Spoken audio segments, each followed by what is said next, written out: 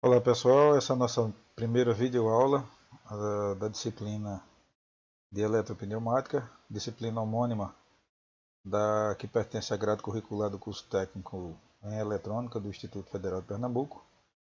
E essa iniciativa de gravar essas videoaulas foi uma iniciativa em comum acordo com a turma do primeiro período de 2020.1, primeiro semestre de 2020, tendo em vista a paralisação abrupta que ocorreu devido à Covid-19 consequentemente, a suspensão das atividades do Instituto. Vale salientar que isso é uma iniciativa nossa, ou seja, ela não tem caráter oficial, o Instituto não, não oficializa essas aulas como fazendo parte da carga horária, ou seja, elas não substituem a carga horária do Instituto. Entretanto, é uma iniciativa importante porque nos mantém em contato com a matéria e o pessoal solicitou, né, vocês solicitaram que a gente fizesse uma revisão inicial, é o que a gente vai fazer, mas se não houver um retorno até o momento onde a gente atinja o ponto, né, onde nós paramos, e aí a gente vai dar sequência, tá certo, vendo novos conteúdos, enfim. A ideia é manter contato, a ideia é não perder o que já foi visto e avançar, né? Já que a gente paralisou bruscamente, não sabe até quando isso vai durar, é importante dar continuidade aqui ao assunto. Tá?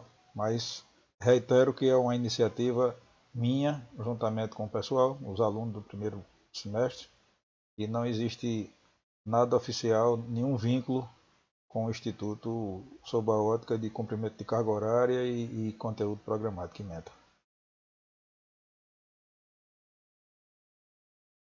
Bem, como todos, né, os que são meus alunos me conhecem, sabem, meu nome é José Otávio Maciel e essa aula de hoje é uma aula onde a gente vai tratar do atmosférico, as propriedades do atmosférico e algumas grandezas associadas ao ar atmosférico. Bem, o ar atmosférico é formado por diversos gases que exercem pressão sobre toda a superfície do ambiente que ocupam e, portanto, ocupam espaço. Veja que o ar atmosférico é um gás, né? Ele é composto por diversos gases, mas pode ser compreendido como um gás, e a gente vai ver mais adiante numa outra propriedade, porque aqui isso é verdade. Os gases mais importantes, né, dessa composição são, primeiramente, o nitrogênio, o oxigênio, o gás carbônico e diversos outros relativamente em quantidades relativamente menores, ou seja, percentuais relativos menores e, portanto, desprezíveis se comparado principalmente ao nitrogênio e ao oxigênio, que são os que estão mais presentes. Para vocês terem uma ideia, o nitrogênio compõe cerca de 78%, né, de toda a nossa atmosfera. Uma outra propriedade, uma outra característica do ar, né, é que ele, por ter massa, obviamente possui peso. E essa figura aqui ilustra direitinho isso. Né? Veja que aqui eu tenho uma balança de precisão, onde uma bexiga vazia apresenta 3,7 gramas, ao passo que ela cheia está aqui apresentando 4,1 gramas. Né? Só reiterando, essa correlação entre massa e peso é porque o peso, na verdade, ele tem dimensão de força. O peso é uma força, ou seja, uma vez que o ar atmosférico tem massa, como todo corpo que possui massa está sujeito à ação da gravidade e, consequentemente, possui peso. Outras duas propriedades do ar são a compressibilidade e a elasticidade. Elas, na verdade, são grandezas complementares. Tá? Vamos entender isso aqui. O ar possui compressibilidade, ou seja, sob a aplicação de uma força externa, pode ter seu volume reduzido. Isso é o que está sendo mostrado aqui na figura do lado esquerdo. Percebam que eu tenho uma seringa, né, cujo êmbolo está sendo pressionado. Vale salientar que esse recipiente, né, o bulbo aqui da seringa, ela tem que ser vedada, ou seja, o ar não pode escapar através de nenhum orifício. Né? E aí o que é que ocorre? Essa deformação que ele aceita a partir do momento que a gente está exercendo um esforço no êmbolo, né, caracteriza a compressibilidade. Por que a elasticidade é uma grandeza complementar? Porque ela caracteriza a volta do ar ao volume inicial, ou seja, a partir do momento que o recipiente está todo vedado, se eu pressiono, ele se deforma, sofrendo, aceita a compressão. No momento em que eu deixo de exercer esse esforço, ele retorna, o êmbolo retorna à posição original, à posição inicial, ou seja, ele recupera o volume inicial. Tá? Isso é a elasticidade. Então, por isso a gente diz que elasticidade e compressibilidade são características, são propriedades complementares do ar atmosférico. Expansibilidade, o que é que seria isso? É a característica que o ar tende a ocupar sempre o espaço, o volume total dos recipientes. Tá? Nessa primeira figura, o que é que nós vemos? Uma região aqui, um espaço ocupado com uma válvula fechada, né? Um recipiente totalmente ocupado com uma válvula fechada. No momento em que nós abrimos essa válvula, o ar ou o gás que outrora estava restrito aqui ao cilindro, né, a esse primeiro recipiente, ele se espalha. Claro que isso traz uma certa perda, né, de pressão, né, ou seja, ele ocupa mais espaço, tá, mas isso é uma tendência, ou seja, o preenchimento de todo o espaço, né, disponível, todo o espaço à disposição. Isso é o que a gente chama de expansibilidade. A difusibilidade é aquela propriedade que eu chamei a atenção no primeiro slide. Vamos prestar atenção, porque é que eu falei sem mencionar a propriedade lá no primeiro slide. Lembrem que eu disse que o ar atmosférico era uma composição de gases, é uma composição de gases, e, portanto, pode ser caracterizado como um gás. Né? Ou seja, uma composição de gases que pode ser caracterizado como um gás. Por quê? Exatamente pelo princípio da difusibilidade, essa propriedade aqui. Que diz o quê? É a propriedade do ar que ele permite misturar-se homogeneamente com qualquer meio gasoso que não está saturado. Tá? Fazendo uma analogia ao que é estar saturado, vamos fazer uma analogia com um líquido, mais particularmente, por exemplo, a água, né? Que está num estado físico diferente, estado líquido, mas dá para ilustrar o que eu quero dizer aqui com saturação. Esse exemplo que eu quero passar para vocês sobre o que é a saturação. Se eu pego um recipiente, preencho com água e começo a fazer misturas com açúcar ou com sal, por exemplo, a partir de um determinado momento, ou seja, quando aquela mistura está saturada, o que é que nós percebemos? Que começa a haver uma deposição de sal ou açúcar no fundo do recipiente. Então, no momento em que não há mais possibilidade de haver mistura, nesse caso do exemplo que eu estou dando para contextualizar, essa mistura homogênea, né, começa a haver deposição. Ou seja, a mistura saturou. Quando essa deposição começa a acontecer, ou seja, quando o sal ou o açúcar começam a ser depositados no fundo do recipiente, sem que haja mais a mistura homogênea, a gente diz que essa mistura, esse líquido está saturado. É análogo ao que está sendo colocado aqui para a explicação da difusibilidade. Ou seja, eu tenho aqui dois recipientes, aonde em um eu tenho um ar atmosférico, em outro eu tenho um gás qualquer, com a válvula fechada. No momento em que eu abro a válvula e vejo que as cores, né, que eu adotei aqui, onde aqui eu tenho duas cores distintas e aqui a mesma cor, o objetivo didático é mostrar o quê? Que no momento em que eu abro essa válvula, eu passo a ter uma mistura homogênea. Obviamente, desde que, tanto de um lado quanto do outro, os gases, quer dizer, o ar atmosférico de um lado e um gás qualquer do outro, não estejam saturados. Quando isso acontece, eu consigo homogeneizar a mistura e surge um aspecto curioso que vale o destaque, que além da difusibilidade, a gente também pode considerar que aqui ocorre a expansibilidade, que foi uma propriedade que a gente viu no slide anterior. Por quê? Porque essa mistura homogênea, agora homogênea, ela tende a ocupar totalmente os dois espaços que estão disponíveis. Força e pressão. Essas duas grandezas físicas são de extrema importância e é fundamental que a gente entenda.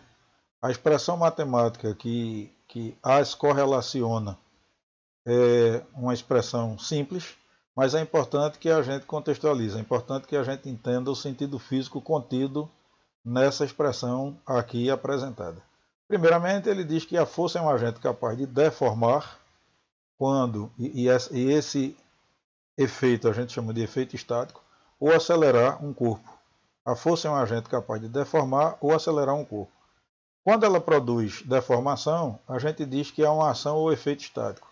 Quando ela produz uma aceleração, a gente diz que é um efeito dinâmico.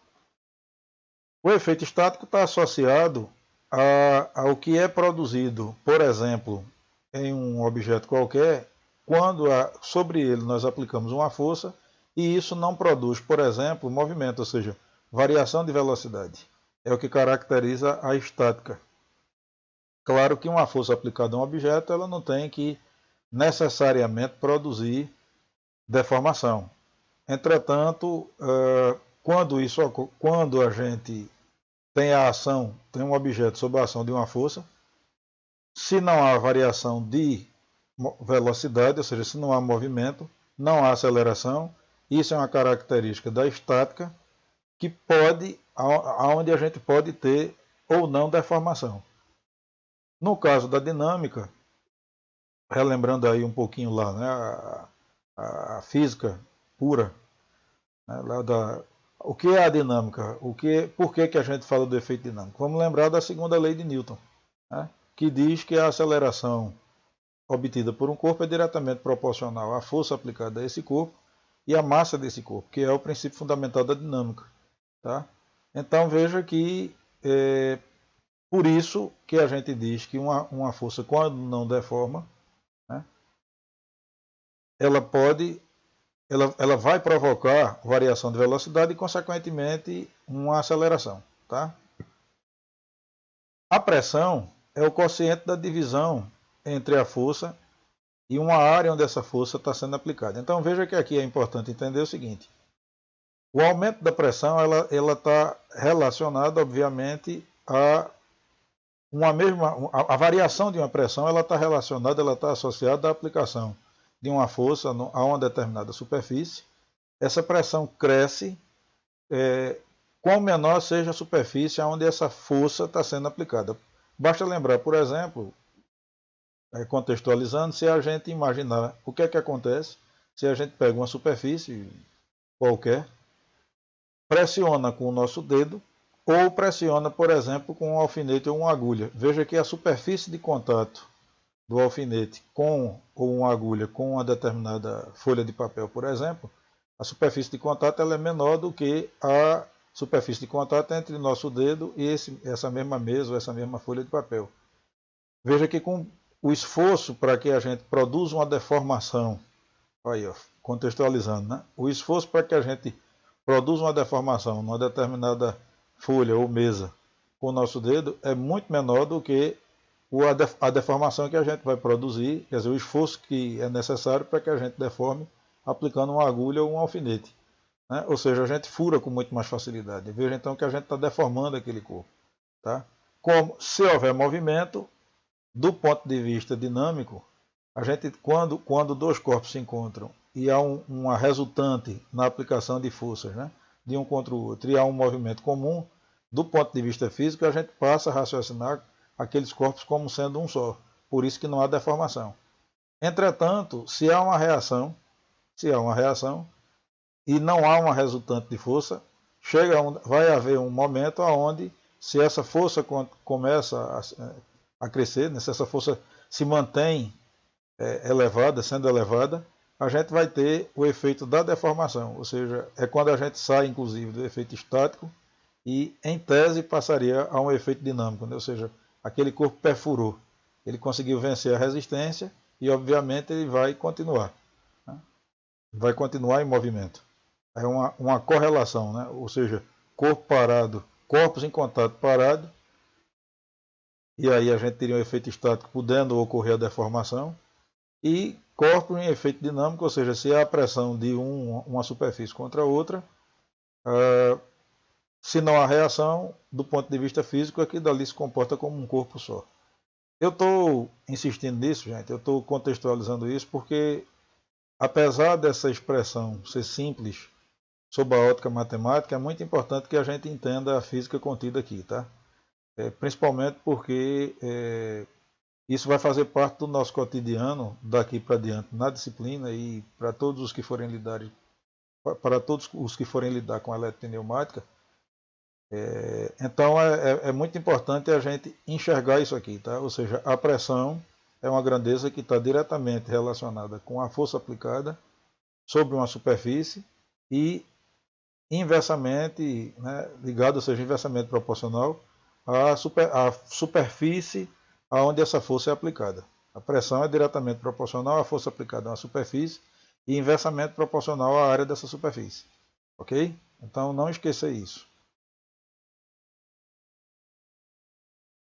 A gente agora vai ver tipos de pressão, mas antes é importante a gente passar aqui pelo experimento de Torricelli, que foi um experimento onde, inclusive, dele surgiu uma das unidades de pressão utilizadas, né, que é a unidade tomada pela coluna de mercúrio. Vamos entender essa figura aqui, o que é que essa figura está nos dizendo. Eu tenho um tubo de ensaio com 1 metro de comprimento, né, ou seja, uma coluna de mercúrio, que no momento em que é rotacionada, virada, e esse mercúrio é depositado num recipiente contendo também mercúrio, o que é que foi observado por Torricelli nessa experiência? Que o mercúrio descia, ou seja, essa coluna baixava. Esse experimento, vale salientar que esse experimento foi realizado ao nível do mar, tá? Ou seja, na altitude correspondente ao nível do mar. E ele observou que essa coluna de mercúrio baixou até 76 centímetros acima do nível do mar. 76 centímetros ou 760 milímetros. Por que é que eu estou fazendo essa observação? Porque a 760 milímetros de mercúrio é uma forma de expressar a pressão atmosférica. Tá? É 1 milímetro de mercúrio, o tamanho da coluna de mercúrio, é uma das unidades conhecidas, né, para expressar pressão, tá? Para expressar a grandeza física da pressão. E o que é que ele percebeu? O que é que explica essa coluna ter baixado, né, e ter ficado a 760 milímetros de altura em relação ao nível do mar? Ter equilibrado com a pressão atmosférica, ou seja, o que é que se percebe daqui? Que o esforço, né, o empuxo que vai surgir aqui, devido ao peso do mercúrio, né, nesse recipiente, esse empuxo, que é um tipo de força também, ele equilibra com a pressão atmosférica. Então, daqui a gente consegue extrair duas conclusões. Né? Uma delas, a mais óbvia, tá? Que é a pressão atmosférica ao nível do mar é 760 milímetros de mercúrio. A outra informação é que a pressão, nesse caso atmosférica, ela é aplicada a todos os objetos que estão sob a atmosfera, ou seja, a pressão, na verdade, é uma grandeza física que ela está presente, ela atua em nossos corpos, em todos os objetos, em todas as direções. Tá? Então, nesse caso aqui, a pressão atmosférica equilibra o empuxo. Aí a gente poderia dizer, tá, mas a pressão equilibra o empuxo, que o empuxo é força, pressão é uma outra grandeza, sim. Mas a gente não pode esquecer que a pressão contém a força na sua definição. Né? A pressão, na verdade, é uma força, só que é uma força por unidade de área.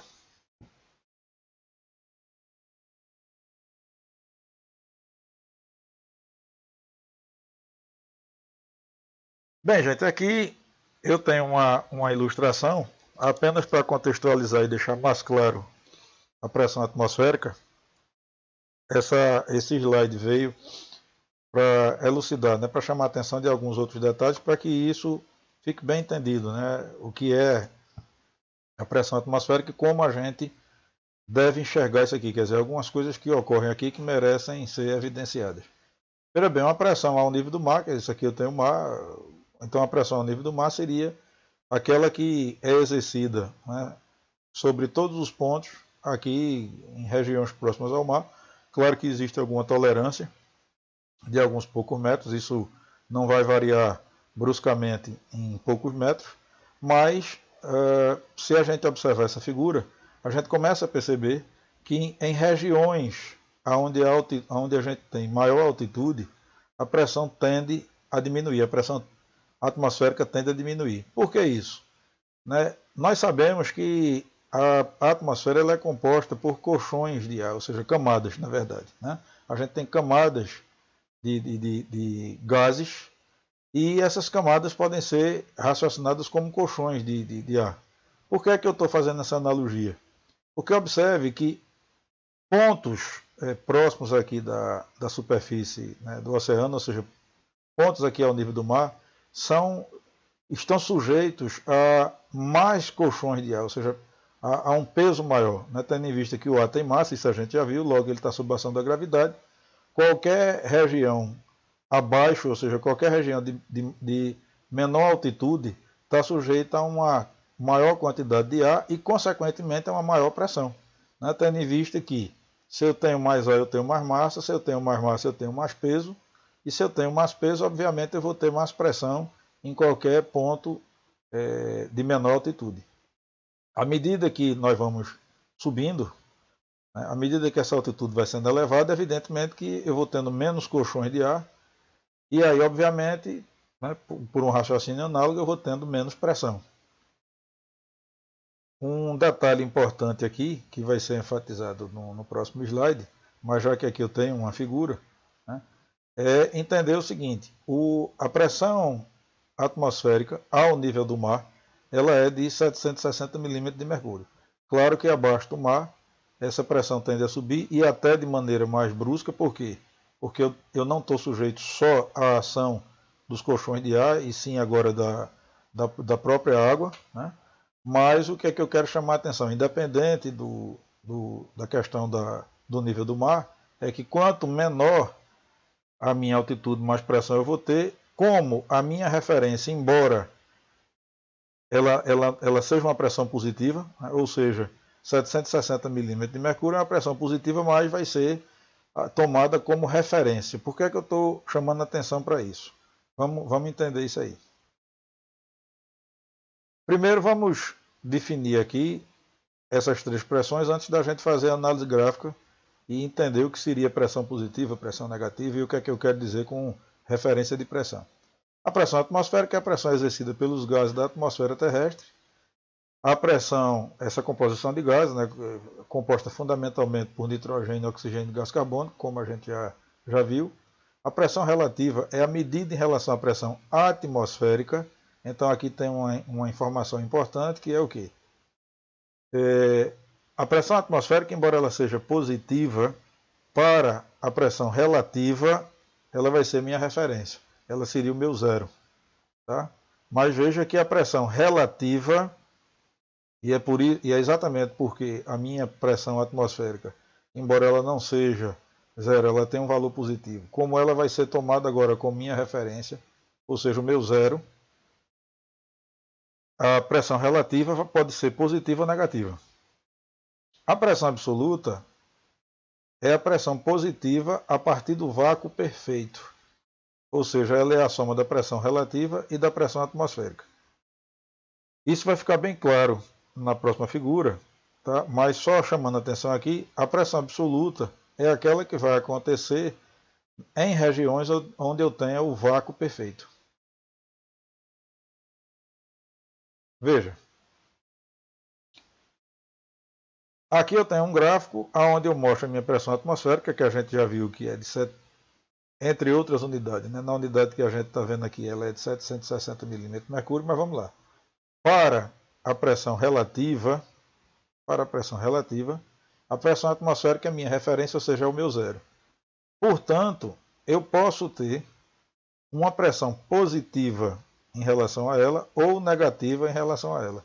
E essa pressão relativa, veja que ela é chamada de pressão manométrica.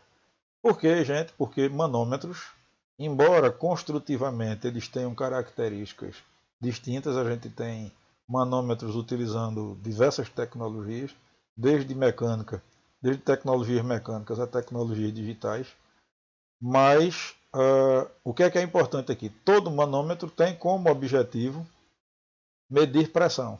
E a única possibilidade, obviamente, né, de termos em manômetros, de termos instrumentos que me informam pressões negativas, é se eu tiver uma referência nula, um zero, que nesse caso aqui é a minha pressão atmosférica. Tá? É isso que eu queria colocar para vocês. Então, repetindo, minha pressão atmosférica ela é positiva. Por quê? Porque ela é uma pressão devido aos gases que compõem a atmosfera. Entretanto, para as pressões manométricas, ou seja, para as pressões que vão ser medidas por meus dispositivos, por meus instrumentos destinados à medição de pressão, essas pressões relativas ou manométricas elas podem ser positivas ou negativas, tá certo? Ou seja, pressões positivas são aquelas maiores do que a atmosférica e as negativas menores, ou seja, se eu estou, por exemplo, naquela figura anterior, subindo em relação ao nível do mar, eu tenho uma pressão negativa. Se eu estou descendo em relação ao nível do mar, eu tenho uma pressão positiva.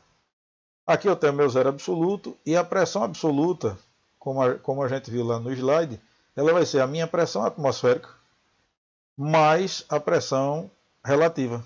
Ou seja, essa pressão medida, na verdade, vai ser a atmosférica, que é positiva aqui, ó, subtraída da pressão relativa. Ou seja, nesse caso aqui eu estaria num ponto onde a minha pressão é menor do que a pressão atmosférica. Ou seja, eu estaria em altitude aqui, por exemplo, em relação ao nível do mar.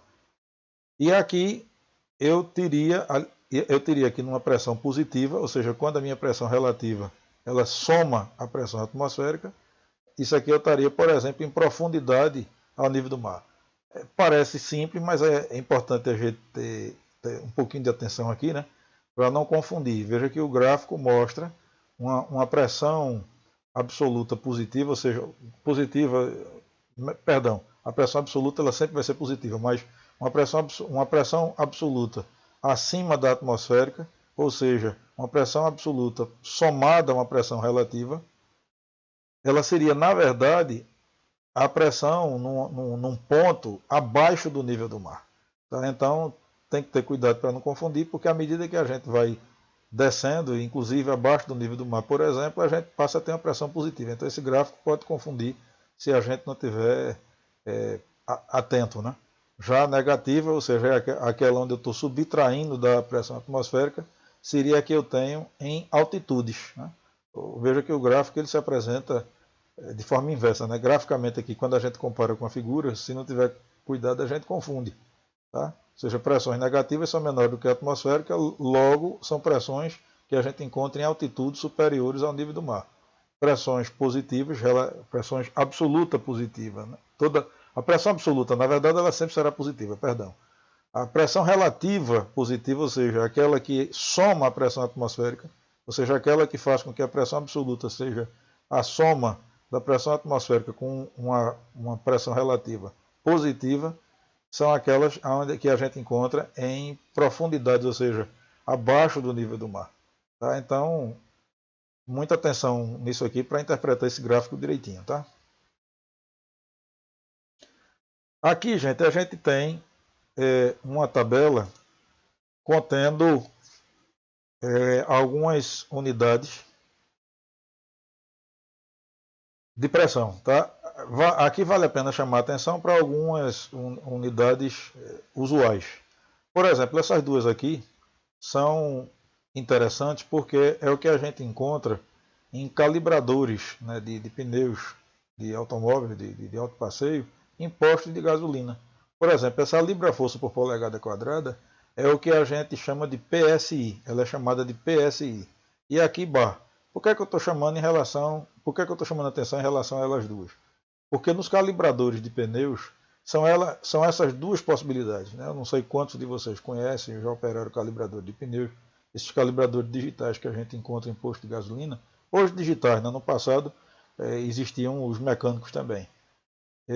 Mas quando a gente, dependendo da configuração, a gente pode ter a pressão expressa em PSI ou em bar. Veja que 1 bar corresponde aqui, ó, vamos nessa matrizinha aqui, linha coluna que relaciona todas as pressões. Veja, 1 bar corresponde a aproximadamente 14,5 PSI. Por isso, quando a gente coloca, normalmente os pneus de alto passeio, na média, eles são calibrados com 30 PSI.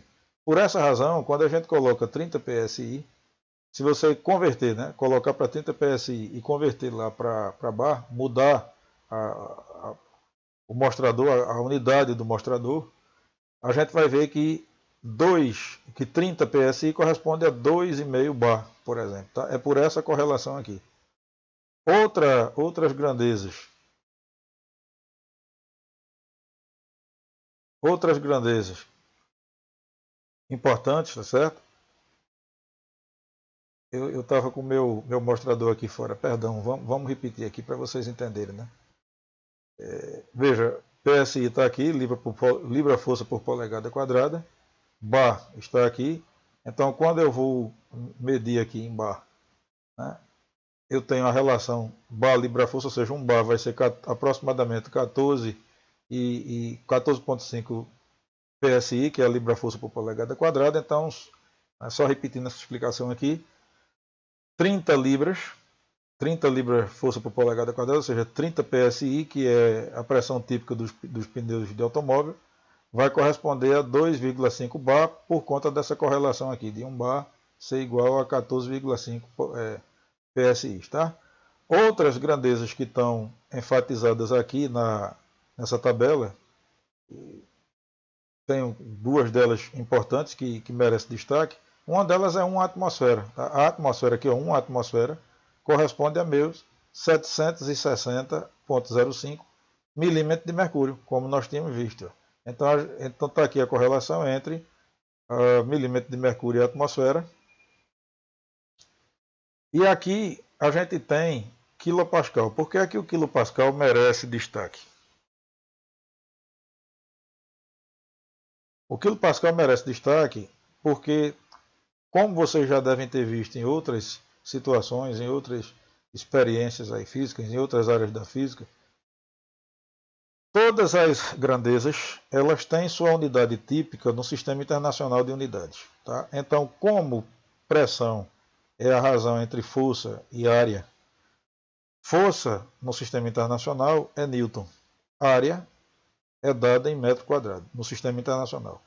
Newton por metro quadrado, na verdade, dá origem a uma unidade chamada Pascal.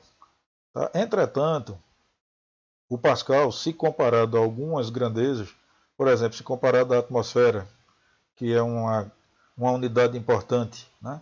O Pascal é uma unidade pequena, tá? Se comparado a praticamente todas as outras unidades utilizadas para medição de pressão.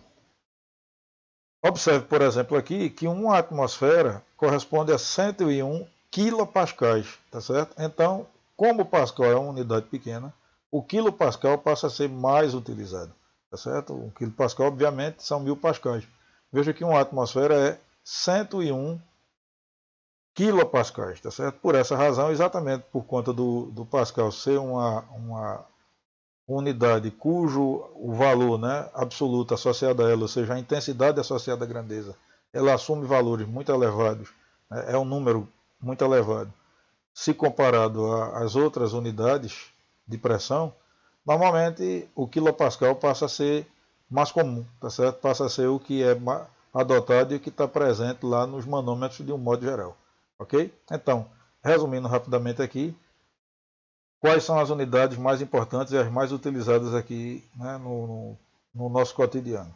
libra-força por polegada quadrada, que é o famoso PSI, bar, a libra-força quer dizer, o PSI e o bar são muito utilizados em manômetros de calibrador de postos, calibrador de pneu, né, de posto de gasolina, onde a relação de 1 bar para PSI é que 1 bar corresponde a 14,5 PSI. A curiosidade registrada aqui é que normalmente os pneus, a média de pressão usual é 30 PSI, e quando a gente converte lá, a gente vê que isso corresponde a aproximadamente 2,5 bar, exatamente por conta dessa relação aqui.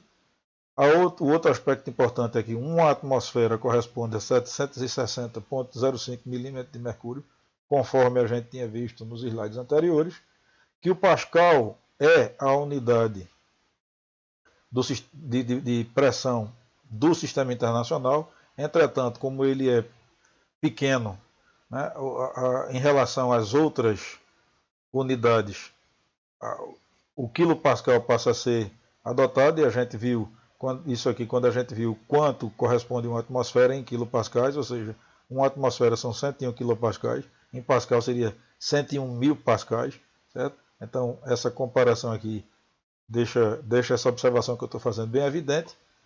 E uma última observação também importante é que não só o mercúrio, tá, gente?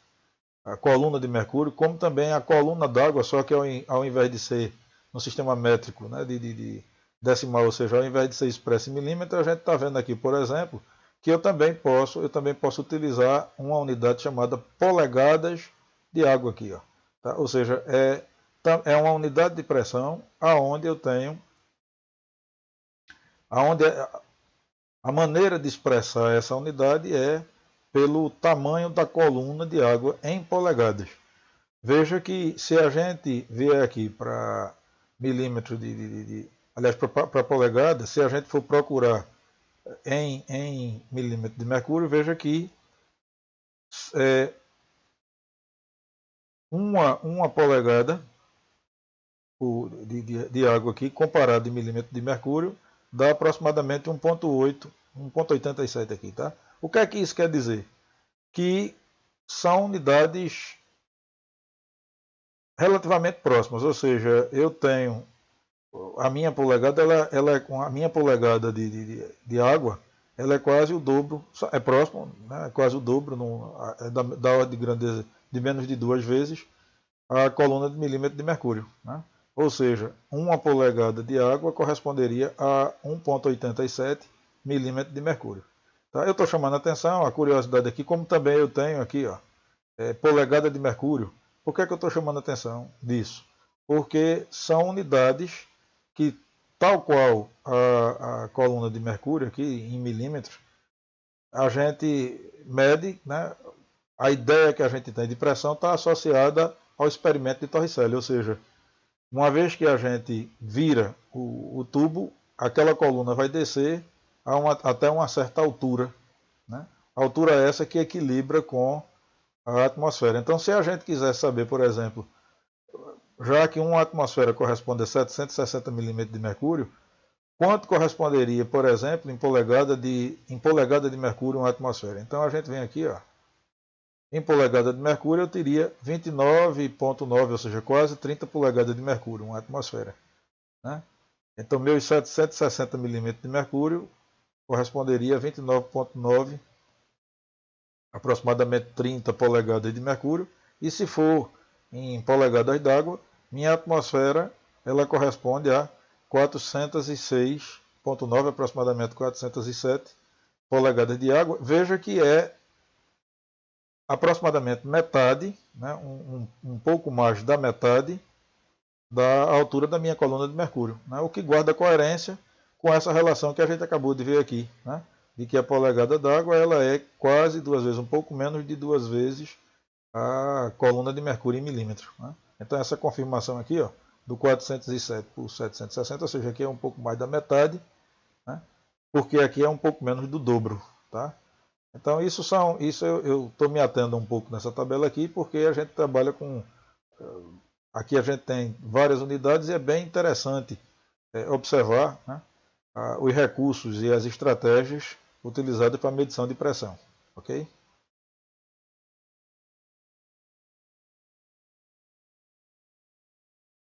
Vamos agora para a física dos gases. Lei dos gases ideais. A variação do volume, pressão e temperatura de um gás pode ser relacionada através da equação das leis dos gases ideais. Gases ideais ou gases perfeitos. A gente tem muita literatura que, ao invés de classificar como gases ideais, chama de gases perfeitos. Ou seja, na verdade, gás ideal ou gás perfeito diz respeito à mesma coisa. Veja, é uma relação simples que envolve três grandezas. O importante aqui, apesar da gente ter uma mudança de índice, é a gente interpretar corretamente o que essa correlação aqui está nos dizendo. O que eu estou dizendo é, para o mesmo gás, temperaturas, volumes e pressões distintas, mantém a proporção, né, se cada uma dessas grandezas variar, só que essas variações dessas três grandezas, elas estão correlacionadas. Isso não é livre, ou seja, numa determinada temperatura, um determinado gás ideal vai ocupar um volume e uma pressão correlacionadas. Então, para uma determinada temperatura, eu tenho volume e pressão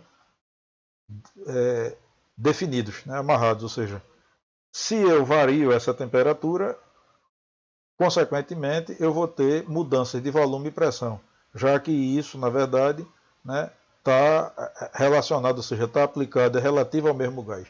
É isso que é importante entender, até porque nós vamos, na sequência, estudar três leis, e essas leis, na verdade, elas estão diretamente relacionadas com essa lei dos gases ideais. Ou seja, todo gás que atende a essa relação de proporção é considerado um gás ideal. Todo gás ideal ele atende a isso aqui. Então, temperatura específica corresponde a pressão e volume específico, do mesmo jeito que uma mudança de temperatura vai implicar numa mudança de volume e pressão para esse mesmo gás. Tá? Então, esses índices daqui, na realidade, dizem respeito a valores para essas três grandezas distintos, valores distintos, entretanto aplicados ao mesmo gás. Algumas observações que são importantes aqui: a temperatura deve estar sempre expressa em Kelvin.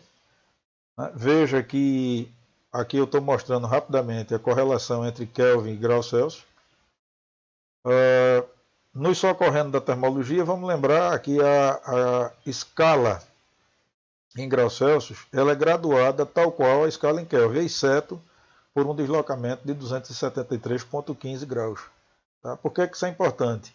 Porque é uma relação direta. Não existe nenhuma transformação a não ser a soma desse deslocamento. O que é que eu quero dizer com isso? O meu zero absoluto, que é o meu zero Kelvin, uma temperatura em graus Celsius, na verdade, é aquele zero somado a 273. Ou seja, se eu quiser saber uma temperatura em graus Kelvin, a partir de uma dada temperatura em graus Celsius, basta que eu adicione esse valor de temperatura em graus Celsius a 273,15. Ou seja, é uma escala graduada exatamente da mesma maneira, apenas deslocada de 273,15. Ok? Ou seja, o meu zero graus Celsius corresponde a 273,15 graus Kelvin. Um outro aspecto é que na expressão, na lei dos gases, a pressão considerada é a pressão absoluta. O que é que significa isso?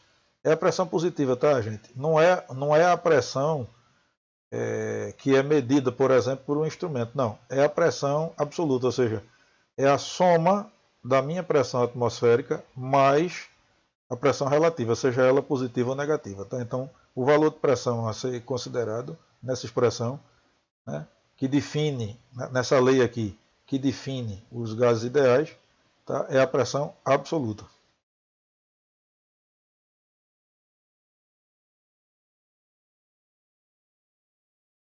Lei de Boyle-Mariot. O que é que essa lei nos diz? Considerando-se a temperatura constante, ou seja, numa transformação isotérmica, temperatura constante, ao reduzir o volume do gás, aumenta a pressão. Nós aumentamos a pressão. Veja, se a gente observar aqui, a figura ela fala por si. Né?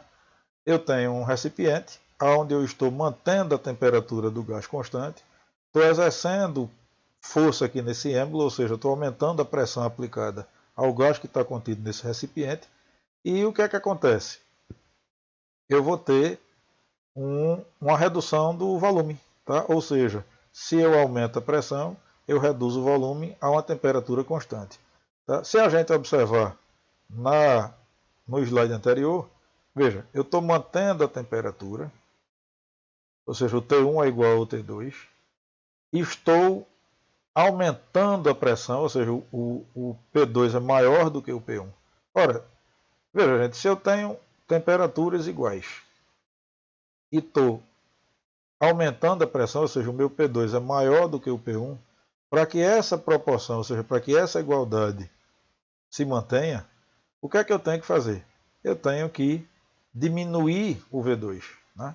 Porque note que se eu não alterei a fração, não alterei o denominador da fração e aumentei um dos fatores, né, que compõem aqui, que estão presentes no numerador, ou seja, se o meu numerador é o produto de duas grandezas, na medida em que eu não altero o denominador, para manter a igualdade das frações, já que eu aumentei um parâmetro, quer dizer, uma grandeza, evidentemente que eu vou ter que diminuir a outra, tá?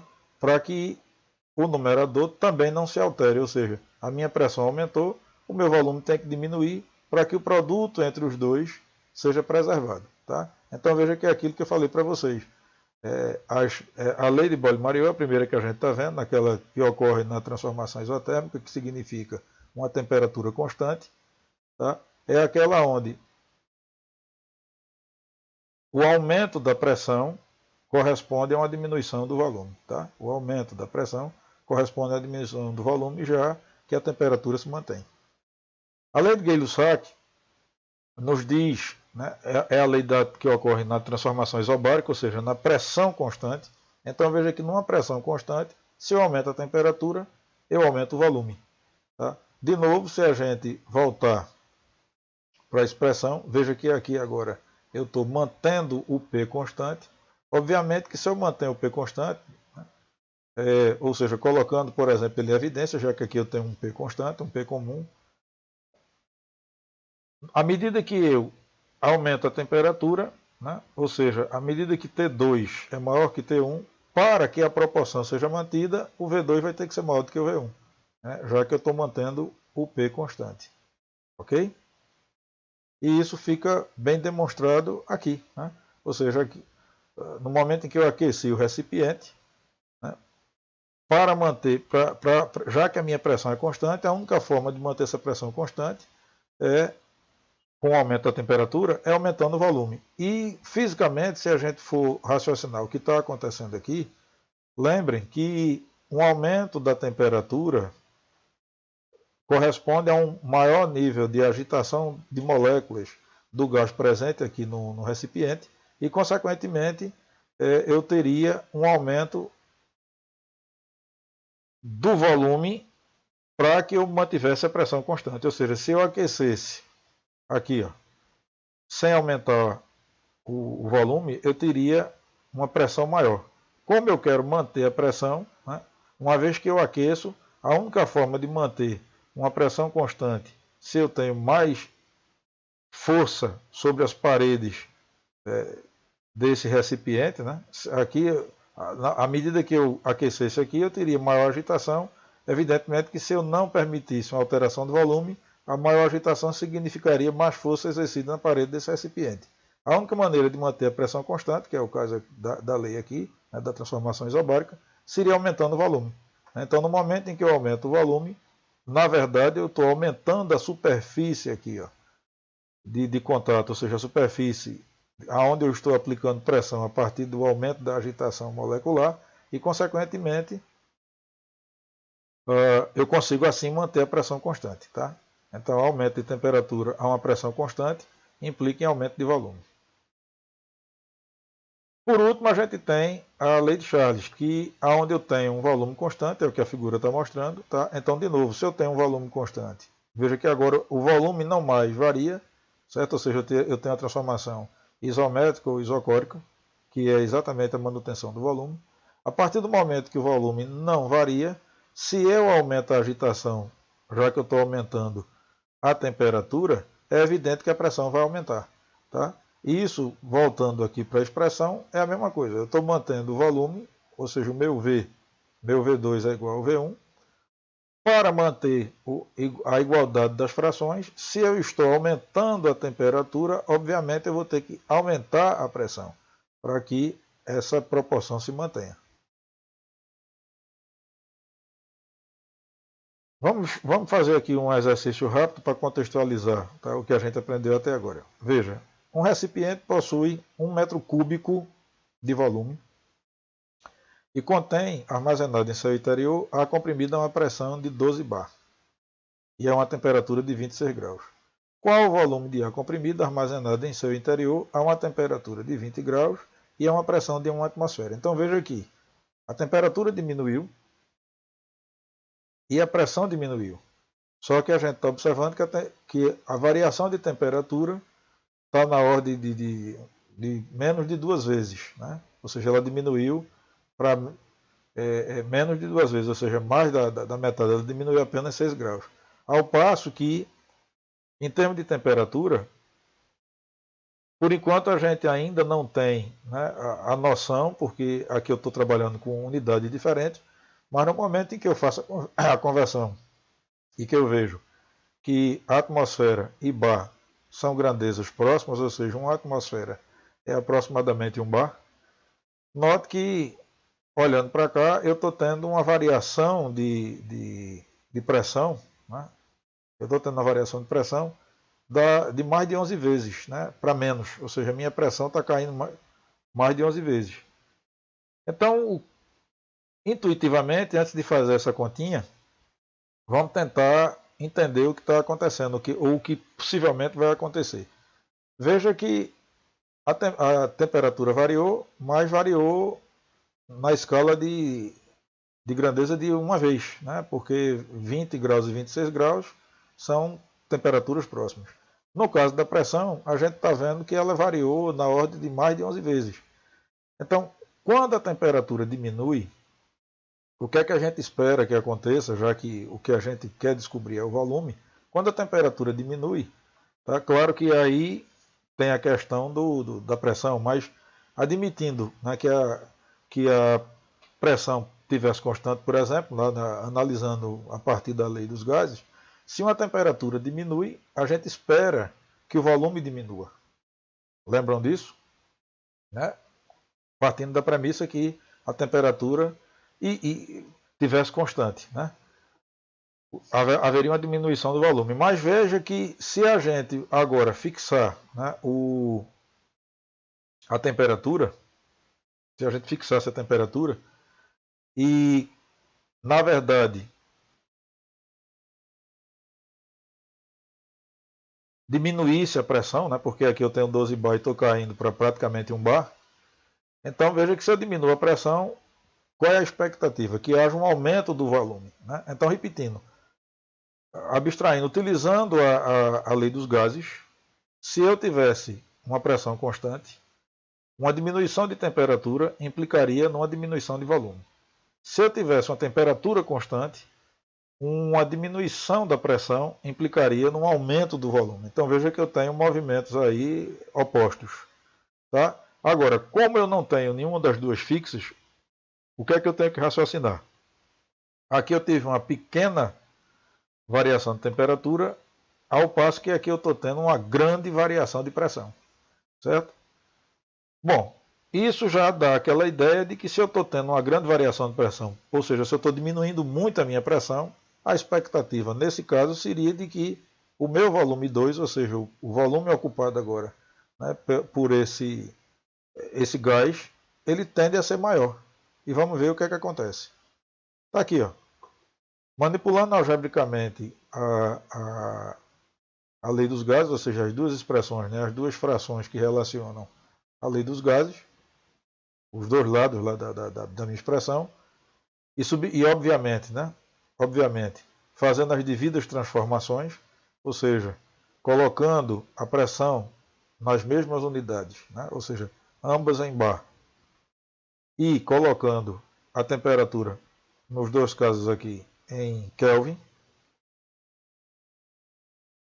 por substituição direta dos valores, veja que a nossa desconfiança se confirmou, né? Ou seja, como eu tinha uma pequena variação de temperatura, mas uma grande variação de pressão, ou seja, uma grande diminuição, o volume que inicialmente era de 1 metro cúbico passou a ser de 11,6 metros cúbicos. Aqui, gente, a gente tem, na esteira das 3 leis que a gente estudou, né, Boyle-Mariot, Gay-Lussac-Charles, surge a equação de Clapeyron. Veja que a equação de Clapeyron nada mais é do que um detalhamento da lei dos gases. Tá? Veja que o que é a equação de Clapeyron? É o nosso famoso PV igual a nRT. Vamos entender o que é esse NR que surgiu aqui agora. Veja, se eu tenho 3 grandezas que se relacionam e cuja proporção se mantém constante quando aplicada a um mesmo gás, note que se há uma proporcionalidade, essa fração, na verdade, ou seja, a divisão entre o produto PV, o produto pressão-volume, por temperatura, se ele se mantém constante, ou seja, ele é igual a uma constante K, né, isso indica que primeiro que há proporcionalidade. A lei dos gases já me garante isso, ou seja, as variações dos 3 parâmetros se mantêm sempre constantes, ou seja, são proporcionais. Se o produto pressão-volume é proporcional à temperatura, a razão entre o produto pressão-volume e a temperatura é igual a uma constante. A gente tem que...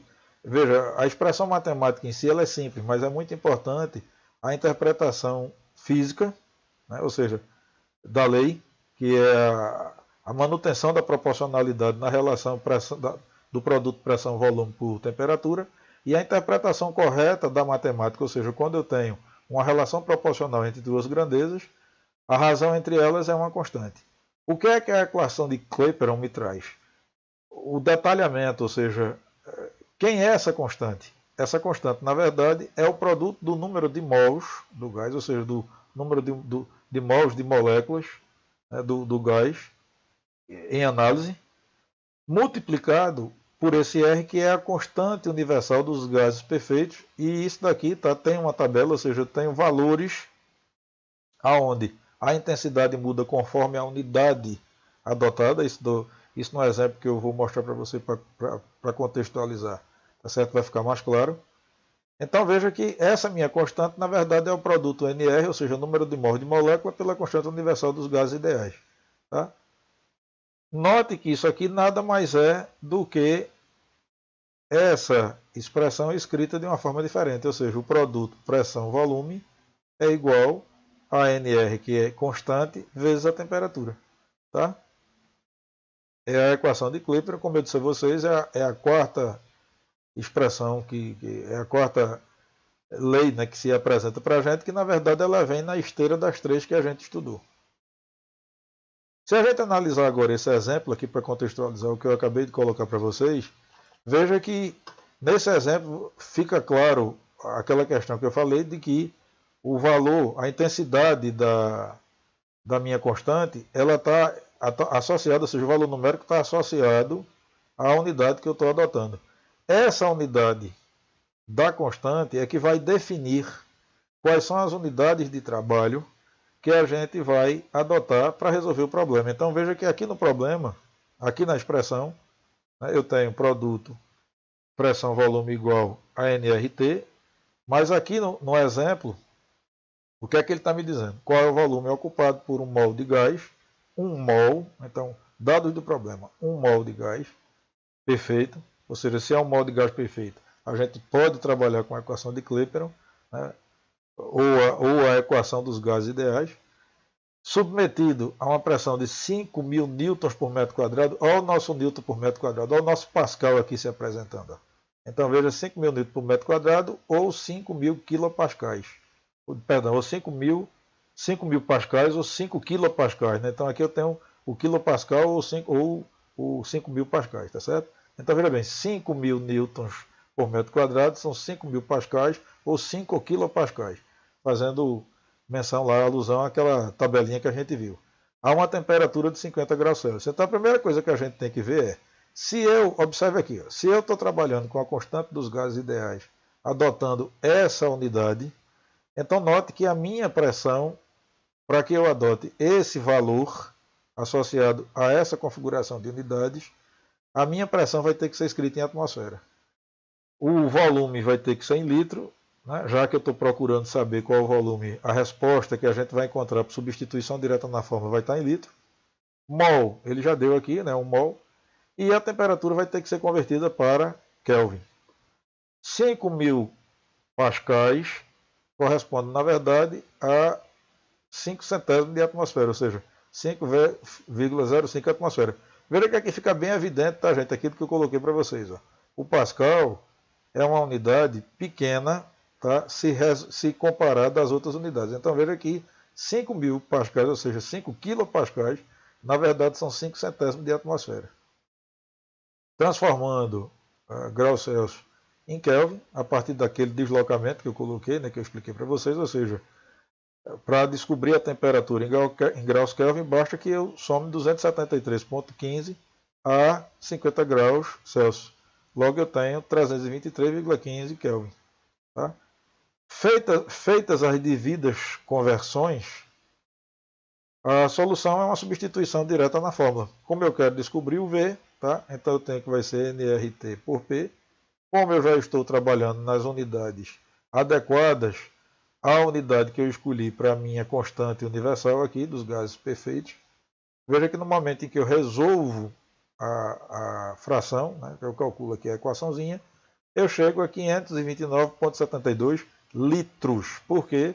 Porque a unidade de volume presente na minha constante, né, veja que era dada em litros. O importante aqui, o registro, importante é que eu tenho outras unidades associadas à constante, embora essa que eu utilizei seja a mais utilizada, certo? Mas existem outras, e essas outras unidades, né, elas são extremamente importantes para que a gente veja para que valores, para que unidades a gente vai converter a nossa pressão, nossa temperatura e o nosso volume. Né? Então, nesse caso nosso aqui, para que valores a gente iria converter a temperatura, a pressão e que unidade, né, seria a unidade utilizada para o valor para o volume que a gente encontrou. Né? Quer dizer, então, a partir de que eu defini dessa maneira, o resultado aqui encontrado para o volume vai estar em litros, certo? Exatamente por conta da constante universal, tá certo? Que a gente escolheu aqui. Bem, gente, era isso que eu queria mostrar para vocês. Né? Se por acaso eu tiver cometido algum equívoco, me perdoem. Né? Eu não tenho como checar agora de imediato. Vocês me ajudam e se ajudam bastante se assistirem à aula e comentarem. Tá? Comentem, questionem, perguntem, critiquem, sintam-se à vontade, mas participem. É muito importante, isso é um assunto interessante, fundamental para o nosso curso. Por isso que eu começo sempre por esse assunto. Né? Essa parte aí das propriedades do ar atmosférico e as leis, né, que a gente estudou são fundamentais para a gente entender todos os equipamentos, todos os dispositivos, todos os sistemas que a gente vai ver daqui para frente. E é muito, muito, muito, muito importante que vocês comentem. Tá? Não deixem de comentar. Qualquer dúvida que surgir, não guardem. Coloque nos comentários do vídeo e eu vou respondendo na medida do possível, no próprio espaço lá de comentário ou nas próximas aulas. Obrigado e boa semana para todos vocês.